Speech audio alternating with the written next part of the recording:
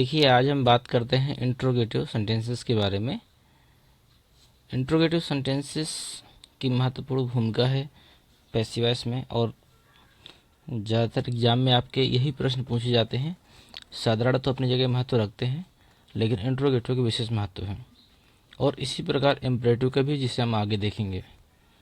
तो एक बात मैं आपसे और करना चाहूँगा कि यूट्यूब पर जितने भी वीडियो हैं, जैसा कि मैंने देखा, वहाँ पर इंट्रोगेटिव टेंसों को महत्व नहीं दिया गया है।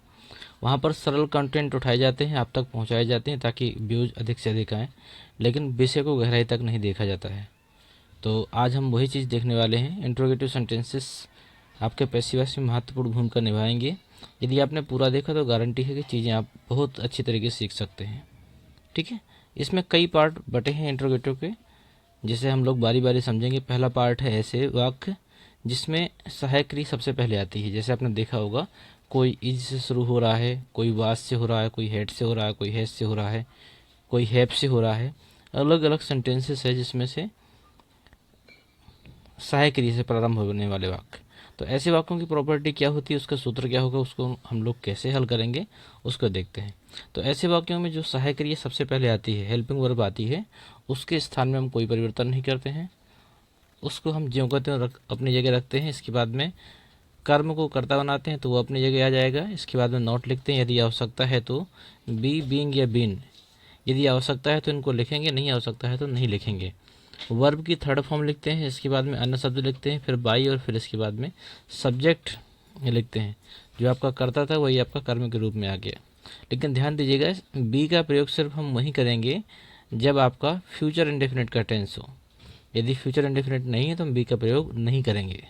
इसी प्रकार जो बीइंग शब्द आया है, BEING, बीइंग का प्रयोग हम लोग वहीं करेंगे जहाँ पर कंटिन्यूस है। और आपको पता है कि प्रेजेंट कंटिन्यूस और पास्ट कंटिन्यूस की पैसिव वॉइस बनती है, लेकिन फ्यूचर की नहीं बनती है। तो हम फ्यूचर का नाम ही नहीं लेंगे। प्रेजेंट और पास्ट में यदि कंटिन्यूस का वाक्य है तो हम बीइंग लगाएंगे, नहीं तो हम बीइंग नहीं लगाएंगे। इसी प्रकार प्रेजेंट, पास्ट और फ्यूचर तीनों के परफेक्ट टेंस की पैसिव वॉइस बनती है।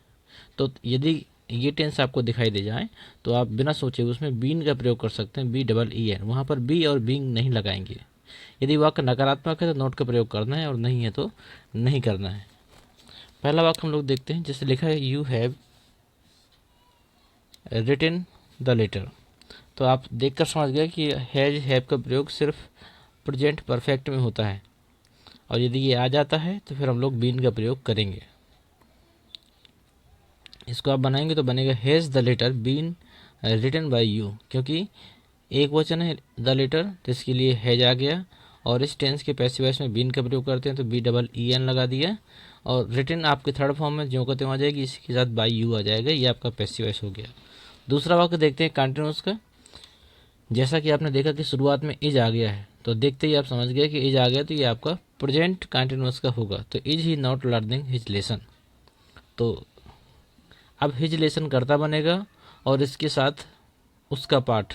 वैसे होना चाहिए एक वचन, लेकिन पाठ में कई पाठ भी हो सकते हैं, इसलिए इसको बहुवचन में काउंट किया गया है।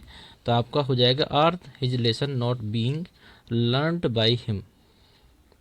ये आपका पैसिव वॉइस हो जाएगा। ये दूसरा वाक्य है। इसी प्रकार तीसरा देखते हैं, एक फ्यूचर का भी। विल लग गया तो आप समझ लीजिएगा विल, शैल लग गया तो फ्यूचर का है। और अगर आई है, इसमें हैज है नहीं लगा है तो फ्यूचर इंडेफिनिट होगा। तो इसमें हम बी का प्रयोग करेंगे। तो विल अ कार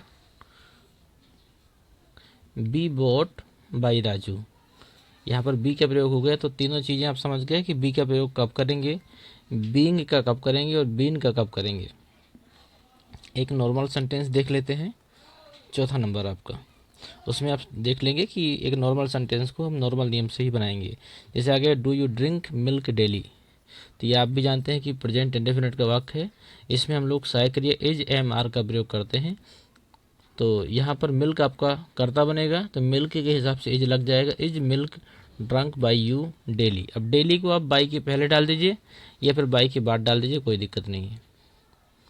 ये तो था पहला नियम जिसे आपने सीखा। इसके बहुत सारी एक्सरसाइज और भी हैं जिसे हम लोग वीडियो के अंत में दिखाएंगे आपको। अब ये दूसरा है, कुछ वाक्य ऐसे भी होते हैं जिनमें सहायक क्रिया के पहले कुछ प्रश्नवाचक शब्द दिए होते हैं।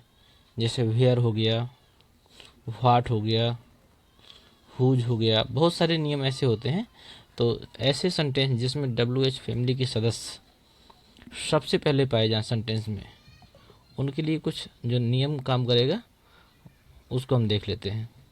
इसमें सबसे पहले जो शब्द पाया जाएगा, कोई भी प्रश्नवाचक शब्द, उसके स्थान में कोई परिवर्तन नहीं करेंगे, उसके रूप में कोई परिवर्तन नहीं करेंगे। इसके बाद में वाक्य की जो भी प्रॉपर्टी होगी उसके हिसाब से हेल्पिंग वर्ब लगेगी। फिर कर्म को कर्ता बना देंगे। अगर नॉट दिया है तो नॉट लगाएंगे, नहीं दिया है तो नहीं लगाएंगे। बी, बीइंग या बीन में से कोई एक शब्द रखेंगे अगर आवश्यकता है तो, नहीं आवश्यकता है तो नहीं रखेंगे। वर्ब की थर्ड फॉर्म अन्य शब्द, और इसके बाद बाई, इसके बाद सब्जेक्ट और प्रश्नवाचक चिन्ह लगा देंगे। देखते हैं एक वाक्य इसका। Why did you eat the mango, why did you eat the mango. तो यहाँ पर व्हाई जो है WH फैमिली का ही सदस्य है, इसके स्थान में कोई परिवर्तन नहीं करेंगे। इसके बाद was the mango eaten by you. देखता है आपने, केवल व्हाई के बाद में जो भी वाक्य था इसको हमने पहले नियम के हिसाब से बना दिए पूरा, इसके स्थान में कोई परिवर्तन नहीं करेंगे। तो इसी प्रकार आप इस नियम के सारे वाक्यों को बनाएंगे। ओके, तीसरा देखिए, कुछ सेंटेंस आपको ऐसे भी देखने को मिल सकते हैं जिसमें से हाउ मच या हाउ मैनी देखने को मिल जाए। ऐसे वक्त थोड़ा सा कठिन होते हैं और 99% गारंटी है कि आप में से बहुत से बच्चे ऐसे होंगे जिनसे ये वाक्य नहीं बनते होंगे। कैसे बनाए जाएंगे उसको भी आप सीखिएगा। तो हाउ मच या हाउ मैनी के साथ में कोई ना कोई नाउन या प्रोनाउन आपका अवश्य दिया होता है, और वो जो भी नाउन या प्रोनाउन होगा वो इस वाक्य का होता है कर्म। ठीक है, जैसे आपने हाउ मच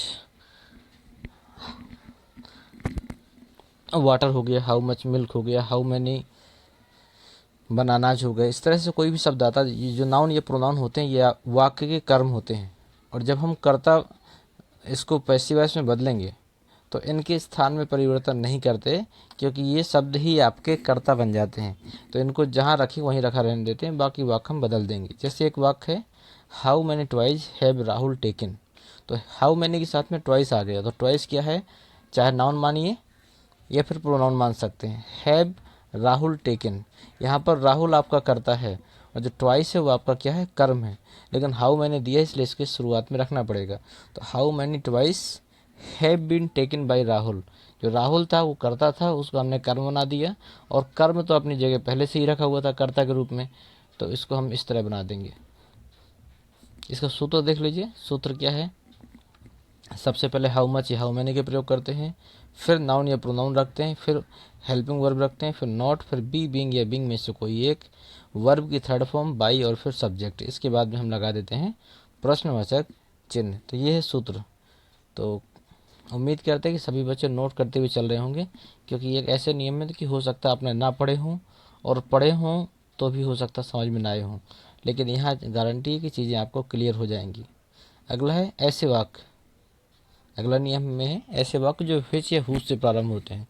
तो ध्यान दीजिएगा, व्हिच या हुज से जो प्रारंभ होते हैं वाक्य, उन्हें पैसिव वॉइस बनाते समय हम लोग बाई व्हिच या बाई हुज में बदल देते हैं। और ध्यान दीजिएगा, ऐसे वाक्यों के अंत में हम लोग बाई का प्रयोग नहीं करते हैं, और ना ही किसी कर्म को हम लास्ट में रखते हैं। ठीक है, तो बाई का प्रयोग दोबारा नहीं कर सकते हैं, इसलिए इसका जो भी सूत्र बनेगा देख लेते हैं इसका।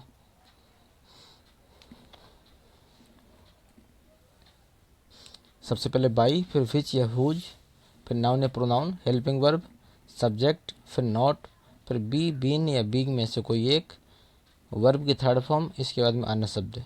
इसके बाद में हम बाई और कर्म नहीं रखेंगे।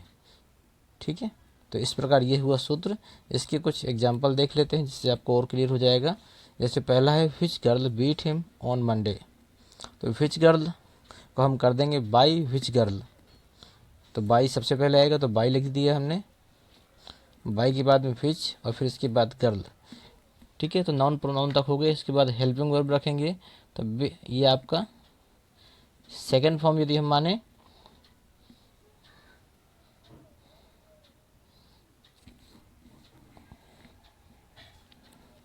तो ये आपका आ जाएगा वाज, फिर ही, क्योंकि हिम यदि इसमें कर्म था, कर्म का रूप था, तो ये बन जाएगा कर्ता, तो बन जाएगा by which girl was he beaten on Monday. तो आपने नाउन या प्रोनाउन लिखा, इसके बाद में हेल्पिंग वर्ब में आपने वाज रखा, इस तरह इस वाक्य को बना सकते हैं। पांचवा नियम क्या कहता है, तो ऐसे प्रश्नवाचक सेंटेंस जो हु से प्रारंभ हो, ये आपका मोस्ट इम्पोर्टेंट है। ऐसे प्रश्न 10वीं और 12वीं के पेपरों में ज़रूर आते हैं। इसके अतिरिक्त कंपटीशन के एग्जाम में भी ऐसे प्रश्नों से सवाल बनते हैं कि ऐसे सेंटेंस जो हु से प्रारंभ हो उनकी पैसिव वॉइस कैसे बनाएंगे। तो इस हु को हम बाई हुम में बदल देते हैं। ध्यान दीजिएगा, हु को किस में बदलेंगे, बाई हुम में बदल देते हैं, और बाकी पूरे जो नियम हैं वो नॉर्मल सेंटेंस की तरह रहते हैं। सूत्र देख लीजिए क्या है इसका, हु को किस में बदलेंगे, बाई हुम में। ये चीज़ ध्यान दीजिएगा, ये महत्वपूर्ण है आपका।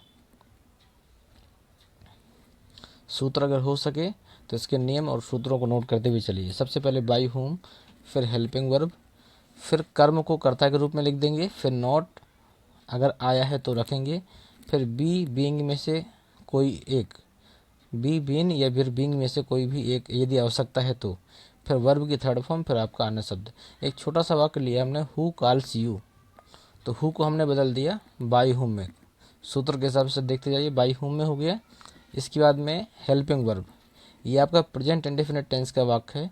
ये आपका बन जाएगा आर। आर कैसे लगाया, क्योंकि यू को हमने क्या बना दिया, कर्म बना दिया, तो कर्म बनेगा कर्ता, तो हो जाएगा बाई हुम आर यू कॉल्ड। यू आपका बहुवचन है इसलिए हमने यहाँ पे आर का प्रयोग किया। इसी प्रकार एक वाक्य और है, हु टॉट हिम, तो आपका देखिए टॉट सेकेंड फॉर्म है, क्योंकि सहायक क्रिया नहीं दिया गया है इसलिए क्लियर हो गया कि सेकेंड फॉर्म है, क्योंकि टॉट ही थर्ड फॉर्म भी होती है। तो हु की जगह लिख देंगे हम बाई हुम,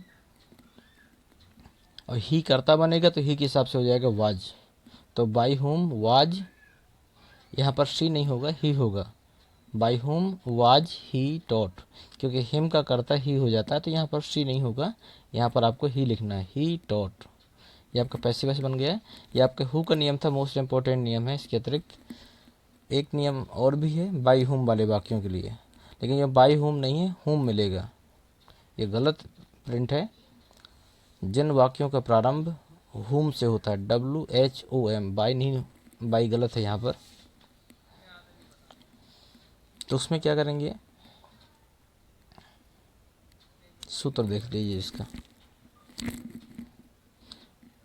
इसमें लिखा है बाई होम के पैसिव वॉइस बनाते समय हु में बदल देते हैं, तो बाई होम नहीं है, वहाँ पर हुम है। होम को पैसिव वॉइस बनाते समय हु में बदल देते हैं, तो ये आपका बनेगा। सूत्र लिख लीजिए और नोट करते हुए चलिए तो ठीक रहेगा। अगर वीडियो को 2 से 3 बार आप लोग देखते हैं तो गारंटी है कि ये आपको पूरी तरीके से तैयार हो जाएंगे। होम को हम बदल देंगे हु में, WHO। इसके बाद में हेल्पिंग वर्ब, फिर नॉट, फिर बी बीन या फिर बीइंग में से कोई एक शब्द यदि आवश्यकता है तो, वर्ब की थर्ड फॉर्म, फिर अदर वर्ड, फिर बाई, फिर सब्जेक्ट। तो देखिए वाक्य ले लिया हमने, हुम वेयर यू बीटिंग, तो हुम को हमने बदल दिया किस में, हु में, WHO। इसके बाद में हेल्पिंग वर्ब क्या लेंगे, जो भी आपका कर्ता बनेगा, तो ये एक वचन कर्ता बन रहा है हु, क्योंकि एक वचन में काउंट होता है, तो हु वाज बीइंग। बीइंग क्यों लिया, क्योंकि उसमें ING फॉर्म दी गई है, तो who was being beaten by you, क्योंकि यू यहाँ पे कर्ता के रूप में है, तो इसको हम कर्म बना देंगे। एक वाक्य और देख लीजिए, हुम डज ही कॉल, हुम डज ही कॉल, तो हुम को फिर से हम बदलेंगे किसमें, हु में, WHO। हुम के बाद में आप देखते हैं कि प्रेजेंट इंडेफिनिट का है इसलिए इज लग जाएगा, तो who is called by him. यह आपका बहुत ही महत्वपूर्ण नियम था। इन सभी एक्सरसाइजों की जो आपकी प्रैक्टिस है इसके तुरंत बाद, नियमों के तुरंत बाद करवाई जाएगी, तो आप पूरा वीडियो देखेंगे, वीडियो को स्किप नहीं करना, क्योंकि सारी चीज़ों को सीखना है अगर हमको अपना बेस तैयार करना है तो। 6वां पार्ट है और लास्ट पार्ट है इसका, 7वां है एक्चुअली, 6 लिखा हुआ है इसमें। अगर किसी वाक्य का आरंभ व्हाट से हुआ हो, WHAT, यदि किसी वाक्य का आरंभ व्हाट से हुआ हो तो उसी को हम डायरेक्ट ऑब्जेक्ट का होता है, या फिर वही डायरेक्ट ऑब्जेक्ट का कार्य करता है, और उसको हम पैसिव वॉइस बनाते समय सब्जेक्ट मान लेते हैं। अब आप इसको ये भी समझ सकते हैं कि यदि किसी वाक्य में शुरू में व्हाट आ जाए तो उसको हम हटाएंगे नहीं, वह अपनी जगह रहेगा और वह सब्जेक्ट का कार्य करेगा। अगर बाकी चीज़ समझ में नहीं आई तो इतना समझना कि व्हाट ही आपका करता रहेगा, इसको हम अपनी जगह से हटाएंगे नहीं। तो what plus helping verb plus not plus be being या बीन में से कोई एक शब्द, फिर वर्ब की थर्ड फॉर्म, फिर बाई, फिर सब्जेक्ट। जैसे ये वाक्य है, व्हाट आर यू डूइंग, तो व्हाट ये अपनी जगह पे रहेगा। अब ये वाक्य है आपका प्रेजेंट कंटिन्यूस का, तो यहाँ पर इज का प्रयोग करेंगे क्योंकि एक वचन में काउंट होगा। तो what is being done bye you, ये इसका बन जाएगा। एक वाक्य और देखिए इसका, देखिए ये रहा स्क्रीन पे अगला वाक्य, व्हाट डू यू ईट। तो व्हाट का व्हाट रहेगा, इंडेफिनिट है इसलिए हम लोग इज का प्रयोग करेंगे। तो व्हाट इज, इसके बाद में बीइंग की हम आवश्यकता है नहीं क्योंकि इंडेफिनिट में बीइंग नहीं लगता है। तो what is eaten by you, ये रहा आपका वाक्य। इस तरह हमारे सभी इंट्रोगेटिव के जो महत्वपूर्ण नियम थे वो समाप्त हुए। अब इसकी जो भी मिसलेनियस एक्सरसाइज होगी, मतलब सभी के मिक्स वाक्य होंगे उसमें, उसको हम देखेंगे, पूरी तरह सीखेंगे।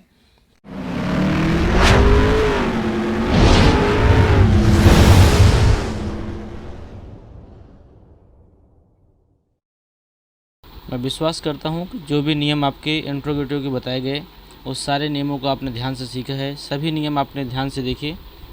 अब बारी आती है एक्सरसाइज की कि यदि नियमों को पढ़ने के बाद में यदि उसकी भरपूर एक्सरसाइज ना हो तो काम नहीं बनता है। मैंने कई जगह देखा है कि उन्होंने सरल से सरल कंटेंट बनाए, आप तक पहुंचाए और इसके बाद में उनकी सेवा समाप्त हो जाती है। लेकिन मेरा मानना है कि जब तक आप अपनी शिक्षा का बेस कंप्लीट नहीं करते हैं तब तक कुछ भी होने वाला नहीं है। पैसिव वॉइस के साधारण नियम तो नॉर्मल है, बनाए जा सकते हैं, लेकिन इसके इंट्रोगेटिव और इम्परेटिव यदि आपने सीखे नहीं तो आपने कुछ नहीं किया, क्योंकि पेपरों में सिर्फ यही आते हैं, साधारण वाक्य बहुत कम आते हैं। ठीक है, तो चलिए देखते हैं इसके एक्सरसाइज के बारे में। अब हम नियमों की बात नहीं करेंगे, अब हम सीधे समझाएंगे, बताएंगे और मैं वाक्य को हल करके बताऊंगा, मैं लिखूंगा नहीं। ठीक है, एक एक वाक्य को मैं समझाते हुए चलूँगा और यदि आप चाहें तो लिख सकते हैं या ना चाहें तो सिर्फ सुनिए, चीज़ें अगर आपके क्लियर हो जाएंगी तो इस एक्सरसाइज को आप दोबारा स्वयं भी बना सकते हैं। लेकिन मैं एक एक रीजन दूंगा इसमें। जैसे पहला वाक्य है, कहता है have you written the letter. तो देखिए इस वाक्य से आप पहचान करिए कि जो हैव आया है वो किस टेंस का है, तो आपको क्लियर हो जाएगा कि आपका प्रेजेंट परफेक्ट टेंस का है। ठीक है, लेकिन यदि शुरू में आ जाए हेल्पिंग वर्ब तो आपको नियम नंबर 1 याद आ रहा होगा कि यदि शुरू में प्रश्नवाचक सहायक क्रिया आ जाती है तो सहायक क्रिया के स्थान को हम परिवर्तित नहीं करते और वो नया कर्ता जो भी बनेगा उसके अनुसार रख देते हैं। तो देखिए यहाँ पर जो द लेटर है ये आपका कर्म है, यहाँ पर ये द लेटर आपका कर्म है। इसको यदि हम कर्ता बनाएंगे तो ये एक वचन है और एक वचन के साथ में आप हैज़ का प्रयोग कर सकते हैं। तो आप बना सकते हैं the has the letter been written by you, has the letter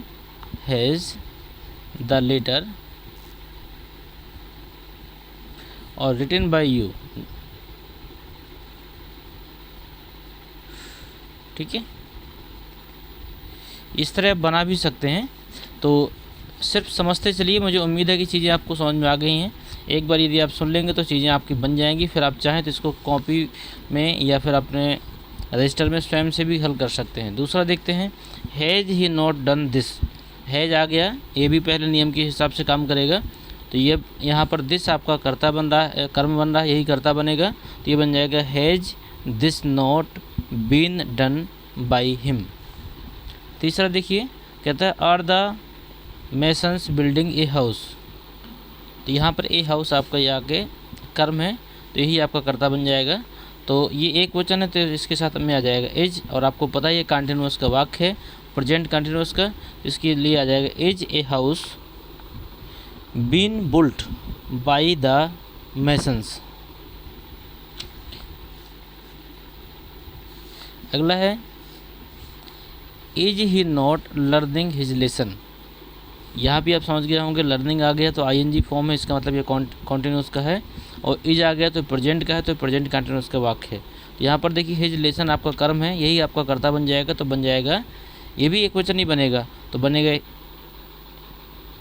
यदि लेसन को लेसन से लिखा है तो ये बहुवचन पे जाएगा, तो हो जाएगा are his lessons not being learned by him.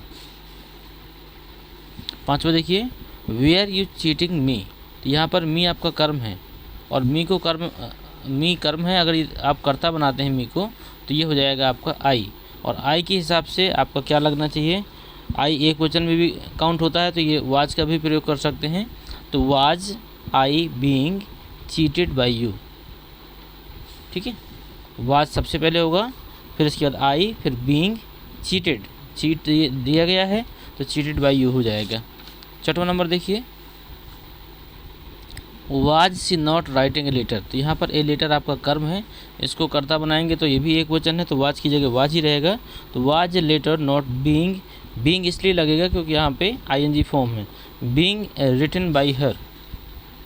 अगला है was she beating the child, तो बीटिंग ये भी आपके आईएनजी फॉर्म है लेकिन ये पास्ट कंटिन्यूस का है तो ये इसका बन जाएगा आपका द चाइल्ड, यहाँ पे एक वचन है, चाइल्ड माने बच्चा, तो बच्चा एक वचन है तो इसमें बन जाएगा was the child being beaten by हर।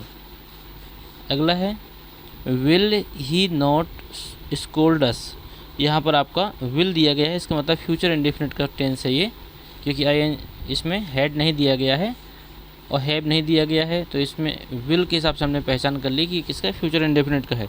तो फ्यूचर इंडेफिनिट का हम कैसे बनाएंगे, तो हम बना देंगे सेल, क्योंकि वी अस आपका कर्म है और कर्म को जब कर्ता बनाएंगे तो बन जाएगा वी, तो हो जाएगा shall we not be scolded by him.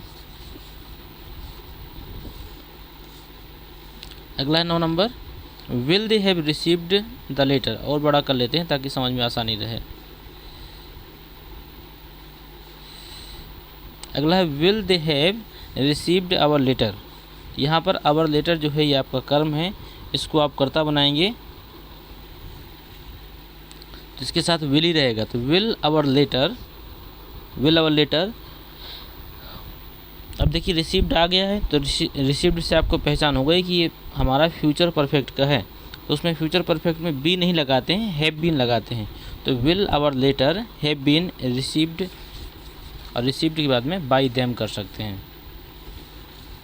अगला है 10वां नंबर, कहता है did you abuse your servant, did you abuse your servant. देखिए कुछ आप ये ना सोचिएगा कि हम एक एक मीनिंग आपको क्यों बताते हैं, हमारा एक एक मीनिंग और इतना धीमे बताने का एकमात्र अर्थ ये है कि कमज़ोर से कमज़ोर बच्चा भी चीज़ों को सीख सके। यदि हम बहुत ही स्पीड से बताते हैं वाक्यों को तो मैं गारंटी देता हूँ कि बहुत से बच्चे तो ऐसे होंगे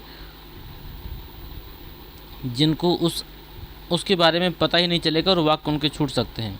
तो मेरा मानना है कि चीज़ें आपकी भले ही थोड़ा धीमी हो लेकिन कॉन्सेप्ट क्लियर होना चाहिए। जो चीज़ आप पढ़ें बिल्कुल ठोस पढ़ें, आने वाले समय पे यदि आपसे कोई पूछे तो जो चीज़ आपने पढ़ी उसका एक सही जवाब और पूरे तरीके के साथ आप दे सकें। तो ज़रूरी नहीं है कि हम पहले दिन से ही इंग्लिश स्पीकिंग सीखें, लेकिन यदि एक एक कदम हम लोग चले और वो भी सही तरीके से, तो आने वाला एक दिन ज़रूर होगा जब हम लोग बिल्कुल शुद्ध और क्लियर इंग्लिश को बोल पाएंगे। तो इसलिए हम अभी जो एक एक शब्द आपको बताते हैं या फिर धीमा बताते हैं या फिर एक एक अक्षरों को अलग करके बताते हैं, तो हमारे बताने का एकमात्र अर्थ ये है कि आप किन्हीं भी चीज़ों की गलतियाँ ना छोड़ें, सीखते समय कोई गलतियाँ ना हों, बोलते समय हम लोग अपने स्पीड को कम या ज़्यादा कर सकते हैं। ठीक है, यदि चाहें तो मैं एक आध वाक्य आपको बताता हूँ कि स्पीड कैसी होती है। 10वां नंबर देखिए आप, इधर हम बोल सकते हैं was your servant abused by you. 11वां नंबर आपको हो सकता है is meat eaten by you. ठीक है, अब हम इसको समझाना चाहते हैं तो हमें बताना पड़ेगा कि योर सर्वेंट यहाँ पर कर्म है, इस कर्म को कर्ता बनाएंगे और कर्ता के हिसाब से हमारी सहायक क्रिया लगेगी। तो इस प्रकार हमारी सहायक क्रिया हो जाती है वाज योर सर्वेंट एब्यूज्ड, ये आपकी थर्ड फॉर्म हो गई बाय यू। 11वें में देखिए मीट, मीट यहाँ पर कर्म है, इसको हम कर्ता बनाएंगे तो एक वचन माना जाएगा, तो is meat eaten by you. 12वां नंबर देखिए, एक्सरसाइज में बहुत ज़्यादा प्रश्न है, मुझे लगता है कम से कम 40-50 प्रश्न के आसपास हमने लिए हैं। एक बड़ी एक्सरसाइज है और इतनी बड़ी एक्सरसाइज लेने का मेरा एक मतलब ये है कि आपको कंप्लीट तैयारी होनी चाहिए। यदि आप वीडियो को बीच में छोड़कर नहीं जाते हैं तो मैं गारंटी देता हूं कि जिस समय वीडियो समाप्त होगा आपके इंटरोगेटिव के सारे कॉन्सेप्ट क्लियर हो चुके होंगे, ये मेरी गारंटी है। अगला है देखिए 13वां नंबर, 12वां देखिए पहले, have you taken medicine, have you taken medicine. तो यहाँ पर मेडिसन आपका कर्म है तो कर्ता बनाएंगे तो इसके हिसाब से आपका हैज लग जाएगा। तो has medicine been taken by you. 13वां नंबर देखिए, has Ruth spoiled your clothes. ठीक है, यहाँ पर आप किसी नाम है ये, तो यहाँ पे हो जाएगा आपका योर क्लोथ्स, यहाँ पर कर्म है यही आपका कर्ता बनेगा, तो ये बन जाएगा have your clothes been spoiled by Ruth.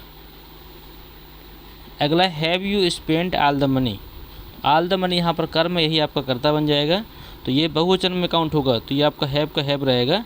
तो have all your money, have all your money being spent by you, being spent by you. Spent ये आपकी फर्स्ट फॉर्म भी है, सेकंड भी है और ये आपकी थर्ड भी मानी जाएगी। 15वां नंबर देखिए, डिड यू मेक इनवॉइस। तो ए इनवॉइस यहाँ पे क्या बन जाएगा, कर्म, इसी को हम कर्ता बना देंगे तो ये बन जाएगा was invoice made by you, क्योंकि ये आपका पास्ट इंडेफिनिट का है और पास्ट इंडेफिनिट में वाज वर्ब के प्रयोग करते हैं, तो was invoice made by you. 16 नंबर देखिए, कहता है was she giving a lecture. तो ए लेक्चर इसमें क्या हो गया, कर्म हो गया, इसी को हम कर्ता बना देंगे। तो एक वचन है तो वाज का वाज रहेगा, तो was lecture being giving by हर।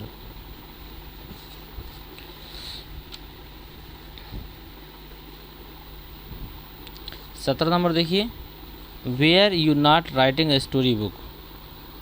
ठीक है, इसमें ए स्टोरी बुक आपका ये क्या हो गया, कर्म हो गया, इसी को हम कर्ता बनाएंगे ए स्टोरी बुक। तो वाज अ स्टोरी बुक, क्योंकि एक वचन है तो was a story book being written by you. अगला, had he posted the letter. तो द लेटर यहाँ पर क्या हो जाएगा, कर्म हो जाएगा, इसको हम कर्ता बनाएंगे तो द लेटर के हिसाब से बन जाएगा, हेड ही आएगा क्योंकि यहाँ फर्स्ट और सेकंड या थर्ड सब में वही लगता है। तो हैड द लेटर बीइंग यहाँ पे आपका ईडी है ना, तो ये आपका परफेक्ट टेंस का हो गया, तो जाएगा had the letter been posted by him. 19वां नंबर है, will he cook the food. ये बन जाएगा विल द फूड, क्योंकि द फूड यहाँ पर कर्म है तो कर्ता बन जाएगा, तो will the food be cooked by him. अगला है, will he have paid the bill. तो विल द बिल, क्योंकि द बिल यहाँ पे कर्म है तो ये कर्ता बन जाएगा, तो will the bill have been paid by him. इस प्रकार हमारी पहली एक्सरसाइज समाप्त होती है। इस पहली एक्सरसाइज में सारे वो प्रश्न थे जिनके प्रारंभ में सहायक क्रिया आती है, लेकिन अब दूसरी एक्सरसाइज ऐसी चलते हैं जिसके शुरू में आपको आता है प्रश्नवाचक शब्द, या फिर कह सकते हैं WH फैमिली के सदस्य, और इसमें कई वाक्य ऐसे हैं जो मिक्स हैं, इसको आप समझते हुए करिएगा। इसमें से पहला है देखिए, वो कहता है why is not learning his lesson. ये आपका दूसरे नियम के अंतर्गत है, तो बस इसमें कोई परिवर्तन नहीं करना है, जहाँ पर वाई लिखा है वहीं लिखा रहने दीजिए, और बाकी आपको वाक्य बिल्कुल प्रश्नवाचक की तरह बना लेना है। तो हम वाई से कोई मतलब नहीं रखेंगे, इसकी बाद में हम बात करते हैं इस सेंटेंस की। देखिए, हिज लेसन यहाँ पे आपका कर्म है तो इसको कर्ता बनाएंगे, ये बन जाएगा वाई आर, क्योंकि हिज लेसन्स है बहुवचन इसलिए, तो why are his lessons not being learned by him. तो यहाँ पर बीइंग लगेगा, BEING। अगला देखिए, वेन से हमें कोई मतलब नहीं, इसको वैसे का वैसे रख दीजिए, इस वाक्य को बनाना है आपको। यहाँ पर ए लेटर आपका कर्म है, इसी को कर्ता बनाएंगे, तो वेन ज्यों कहते हैं, ए लेटर आपका एक वचन है, इसके हिसाब से वाज लगा रहेगा, तो अब बनेगा आपका when was a letter being written by you. Sorry, her है, सी है तो हर हो जाएगा। तीसरा है,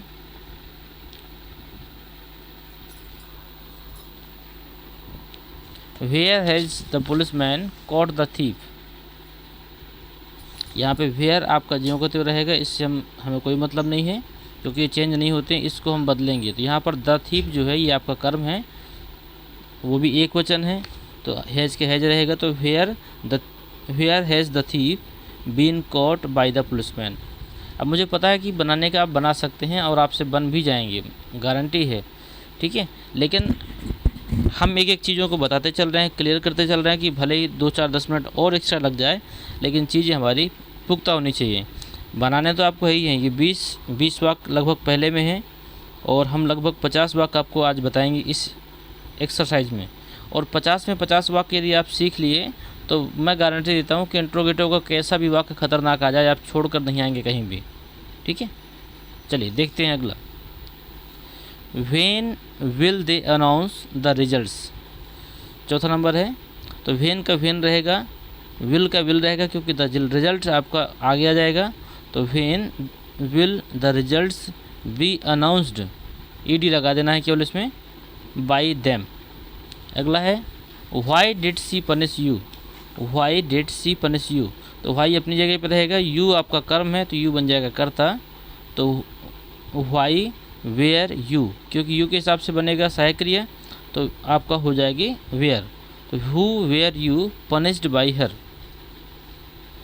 अगला है where had he taken Priya, तो प्रिया आपका कर्म है, इसी को कर्ता बना दीजिए, तो प्रिया एक वचन है, या फिर मान के चलिए हैड है तो आपका पास्ट परफेक्ट है और पास्ट परफेक्ट में हेड का हेड ही रहता है, तो where had Priya been taken by him. अगला देखिए when are you giving her the key, तो व्हेन का आपका व्हेन रहेगा 7वें नंबर में, और द की आपकी आगे आ जाएगी क्योंकि यही आपका कर्म है तो एक वचन है तो इज आ जाएगा, तो when is the key being giving to her by you. 8वां नंबर है, कहता है अस या why will he not scold us, तो ये अस आपका आगे आ जाएगा, अस का क्या हो जाएगा, अस को जाएगा वी, तो व्हाई ज्यों का त्यों रहेगा आपका, और व्हाई के बाद में आप सहायक क्रिया क्या विल है तो वी के साथ हो जाती है सेल, तो व्हाई सेल, और we why shall we not, और ये आपका किस टेंस का है, केवल विल लगा है, ध्यान दीजिएगा, तो ये आप विल लगा है और यहाँ पर आपका थर्ड फॉर्म दी गई है, तो ये आपको हो जाएगा where will, where will we being not being scolded by he का हो जाएगा आपका हिम हो जाएगा, यहाँ से ये बन जाएगा आपका,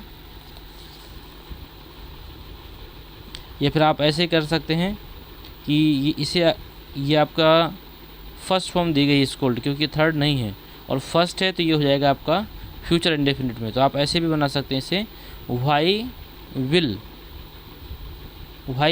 we not be scolded by him, तो इसको आप स्कोल्ड आपकी ये आपकी फर्स्ट फॉर्म है, तो ये फ्यूचर इंडेफिनिट में बनाइएगा इसको दोबारा देख लेते हैं अगर कोई कन्फ्यूजन हो गई हो इसमें देखिए, इसमें अस को हम लोग क्या बनाएंगे, कर्ता बनाएंगे, व्हाई अपनी जगह रहेगा, तो अस के हिसाब से अस का कर्ता क्या होगा, वी हो जाएगा, तो हम बनाएंगे why will we not be scolded by him. 9वां नंबर देखिए, कहता है where will they have received our letter, तो ये बन जाएगा आपका where will our letter have been received them. 10वां नंबर देखिए, why do you abuse your servant, 10वां नंबर है why do you abuse your servant, तो ये हो जाएगा व्हाई इज़ योर सर्वेंट आपका एक वचन में आएगा तो इसलिए इज लगा दिए, तो why is your servant abused by you. अगला है why does he tell lies, तो व्हाई आर लाइस, क्योंकि बहुत सी झूठ है, लाई माने होता है झूठ बोलना, लाइस मतलब बहुत सारा झूठ बोलना, तो why are lies told by him. अगला हुम, देखिए हुम वाले नियम आपके आगे, ये मुझे लगता है सबसे अंतिम नियम था, 6वां नियम था आपका हुम वाला।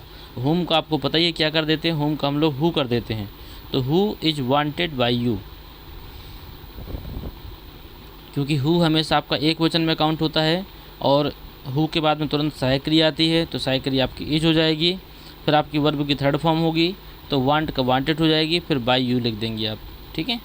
अगला विच पेन, तो आपको ये देखिए 13वां नंबर देखते हैं, लिखा है which pen do you like, which pen do you like, तो इसको बनाने के 2 नियम होते हैं, एक तो आप बिल्कुल सेम टू सेम हु की तरह भी बना सकते हैं, तो उसे अगर बनाएंगे तो ये हो जाएगा विच पेन की जगह विच पेन रहेगा is liked by you, is liked by you, चाहे ऐसा कर दीजिए, और अगर आपको उसी नियम से बनाना है तो इसमें हो जाएगा विच की जगह बाय विच पेन, और ये किस टेंस का है आपका, ये आपको पता है कि प्रेजेंट इंडेफिनिट टेंस का है, तो हो जाएगा इज, ठीक है, इज नहीं हो जाएगा, इसमें आर होगा क्योंकि यू यहाँ पे कर्ता बनेगा। By which pen are you, और इसके बाद में क्या हो जाएगा, लाइक्ड, बस हो गया, इसके बाद में तो कुछ दिया नहीं है। तो ऐसे भी कर सकते हैं, तो इसको दोनों नियम से आप बना सकते हैं। नॉर्मल भी बनाना चाहें तो हु की तरह ही बना लीजिएगा, और यदि आपको उस नियम से बनाना हो तो बाय विच पेन हो गया। इसके बाद में सहायक क्रिया पूछी गई है, तो सहायक क्रिया आप क्या रखेंगे, ये प्रेजेंट इंडेफिनिट है, आर रखेंगे क्योंकि यू आपका कर्ता बनेगा। तो by which pen are you liked, यहाँ पे बाई का प्रयोग नहीं करेंगे क्योंकि बाई एक बार हमारा आ चुका है। और अगर इस नियम से नहीं बनाना तो आप इसे बना सकते हैं which pen is liked by you, ऐसा भी कर सकते हैं। अगला है आपका how do you wash your cloth. 14 number है how do you wash your cloth. तो आप बना देंगे हाउ आर योर क्लॉथ। यदि हाउ मैनी हाउ मच होता तो थोड़ा सा नियम बदल जाता है, सिर्फ हाउ है तो कोई दिक्कत नहीं है। How are your cloth washed by you, ठीक है। 16 नंबर देखिए, कहता who has torn his letter.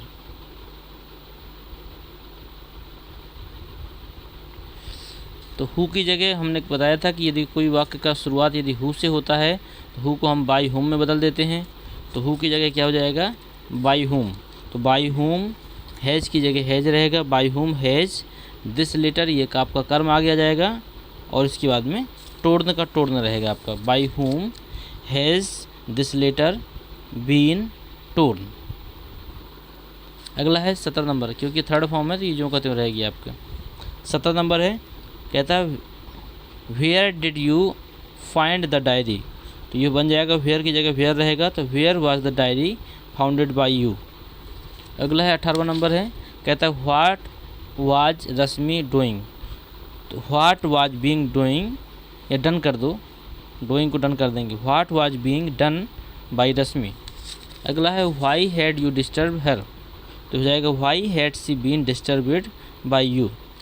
Last है आपका इस एक्सरसाइज का, what will you have for breakfast. तो ये बन जाएगा आपका what will be had for breakfast for by you. What की जगह व्हाट रहेगा, विल की जगह विल रहेगा। यहाँ पे देखिए व्हाट वाले नियम में हमने आपको बताया था कि व्हाट वाले नियम में व्हाट ही आपका कर्ता बन जाता है, और यह एक वचन में भी काउंट होता है। और इसके बाद में हम बाकी चीज़ों का नॉर्मल सेंटेंस की तरह प्रयोग करते हैं। तो व्हाट लगा है, विल लगा तो विल भी कर दीजिए, नोट लगा नहीं है इसलिए नोट नहीं लगाएंगे। तो व्हाट विल बी हैड, क्योंकि हैव दिया गया है इसमें तो इसका थर्ड फॉर्म कर देंगे। तो what will be had for breakfast by you, ये नॉर्मल सेंटेंस की तरह बनता है व्हाट वाला। तो इसको आप प्रश्नवाचक जरूर निशान लगाएंगे, प्रश्नवाचक चिन्ह लगेगा, लेकिन वाक्य के बनने की जो प्रक्रिया होगी वो आपकी बिल्कुल सिंपल वाक्यों की तरह होगी। ये आपकी दूसरी एक्सरसाइज समाप्त हो जाती है। अब चलते हैं तीसरी एक्सरसाइज में।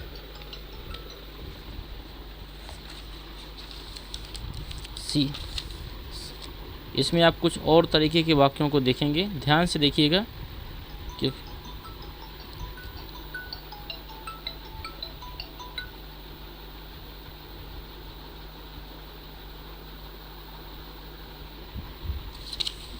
इसमें लिखा है हु रोट दिस लेटर। तो ये हु और हुम वाले नियम इसमें ज़्यादा हैं, तो इसको आप बनाएंगे bye whom was this letter written. इसको हम सीधे बनाते चल रहे हैं क्योंकि आप सीख चुके हैं, थोड़ा थोड़ा सा हिंट की ज़रूरत है। दूसरा आपका हु हैज़ डन दिस, तो by whom has this been done, क्योंकि दिस इसमें कर्म है तो इसी को हम कर्ता बना देंगे। तो by whom has this been done. अगला है हुम वाला वाक्य, तो आपको पता है हुम को हु में बदलते हैं। तो हुम डिड यू इनवाइट, ये हो जाएगा who was invited bye you. तो ये आपके 3 हो गए, एक ही नियम से हैं। और अगला भी आपका इसी नियम का है, who lent you this book. तो ये हो जाएगा by whom was this book lent to you.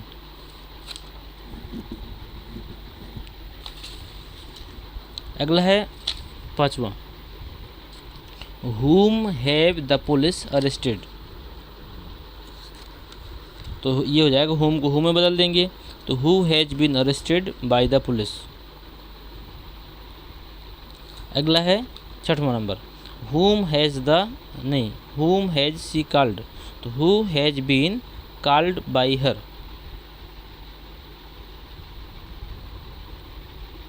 सातवां नंबर देखिए व्हाट डिड ही से, तो व्हाट वाला वाक्य आ गया, आप समझ लीजिए सिंपल की तरह बनेगा। तो what was said by him, इसमें डिड दिया गया है तो डिड की जगह हो जाएगा आपका वाज, और से की थर्ड फॉर्म आपकी सेड हो जाएगी। इसको सेड को आप ये ना मानिएगा कि कुछ और दिया गया इसमें। तो what was said by him. अगला है हाउ मैनी बॉय, कहता है 8वें में how many boys have completed the homework, तो ये आपका बन जाएगा। यदि इसको बाई पहले लगा के बनाते हैं तो आपका आसानी से बन जाएगा, तो बाई हाउ मैनी ऐसा भी बना सकते हैं, क्योंकि इसमें कर्म आपका सहायक क्रिया के तुरंत बाद नहीं दिया गया है। और जब सहायक क्रिया के तुरंत बाद कर्म ना दिया गया हो, सॉरी कर्ता ना दिया गया हो, सहायक क्रिया के तुरंत बाद में यहाँ कर्ता आता है और यहाँ कर्ता दिया नहीं गया है, ऐसी कंडीशन में थोड़ा सा परिवर्तन कर देंगे कि बाई हम सबसे पहले लिख देंगे। तो by how many boys have the homework been completed. यदि कर्ता दिया होता तो फिर हम बाई नहीं लगाते, कर्ता को कर्म के रूप में सबसे पीछे ले जाते बाई के बाद, लेकिन दिया नहीं गया इसलिए हमको ये करना पड़ेगा। अगला है which girl is singing this song,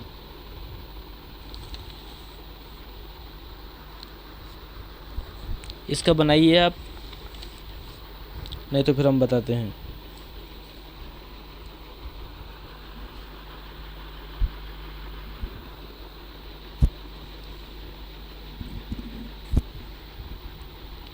इसको विच का नियम आपको बताएगा, तो विच, तो इसका आपका बन जाएगा by which girl this song is been sung. By which girl, क्योंकि इसमें भी आपका उसमें सहायक क्रिया के तुरंत बाद में कर्ता नहीं दिया गया है। ध्यान दीजिएगा, जब सहायक क्रिया के तुरंत बाद में कर्ता ना दिया जाए तो ऐसे वाक्यों में मान के चलिए कर्म नहीं बना सकते हैं, और जब कर्म ना बना पाएंगे तो फिर बाई का प्रयोग कहाँ होगा, तो उस बाई को हम सबसे आगे लिख सकते हैं। तो by which girl this song is being संग, क्योंकि दिस सॉन्ग जो है यहाँ पे कर्म है, ये आपका कर्ता के रूप में आ जाएगा। तो by which girl this song is being संग। अगला है हुज सन डिड दिस,